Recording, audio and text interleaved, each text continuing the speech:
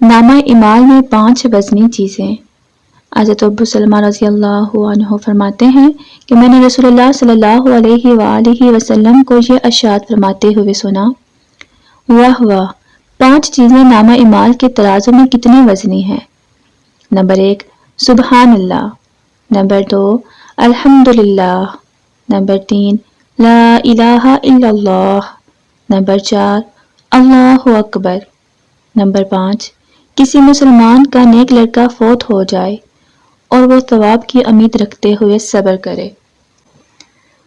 کتاب المستدرک الحاکم 1885۔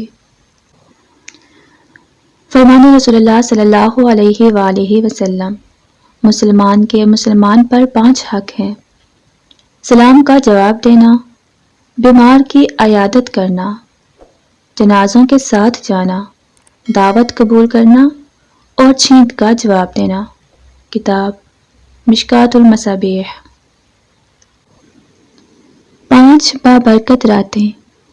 فرمان مصطفیٰ صلی اللہ علیہ وآلہ وسلم ہیں، 5 راتیں ایسی ہیں جس میں دعا رد نہیں کی جاتی۔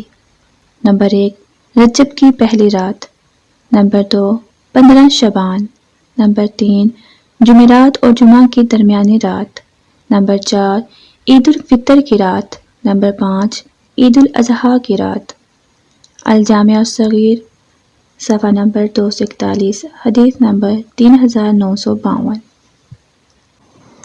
غریب رشتہ دار پر صدقہ کرنا۔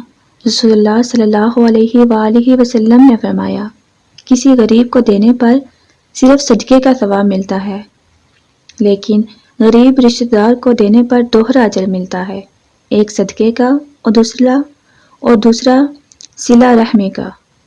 کتاب مستدرک۔ عصر سے پہلے 4 رکعات۔ حضرت ابن عمر رضی اللہ عنہما سے روایت ہے کہ رسول اللہ صلی اللہ علیہ وآلہ وسلم نے ارشاد فرمایا، اللہ تعالیٰ اس شخص پر رحم فرمائے جو عصر سے پہلے 4 رکعات یعنی سنتیں پڑھ لے۔ سنن ترمذی 403، صفحہ نمبر۔ رسول اللہ صلی اللہ علیہ وآلہ وسلم نے فرمایا، اذان اور اقامت کے درمیان دعائیں رد نہیں ہوتی، لہٰذا دعا مانگا کرو۔ کتاب بخاری۔ فرمان رسول اللہ صلی اللہ علیہ وآلہ وسلم، جب تم 3 آدمی ساتھ رہو تو تم میں سے 2 آدمی تیسرے کو اکیلا چھوڑ کر کان میں بات اور سرگوشی نہ کریں، کیونکہ یہ اسے رنج و غم میں مبتلا کر دے گا۔ سنن ابو داؤد سند صحیح۔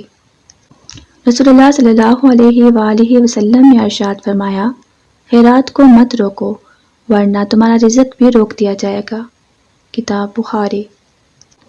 حدیث نبوی صلی اللہ علیہ وآلہ وسلم، جب تم حیا نہ کرو تو جو چاہو کرو۔ مسلم۔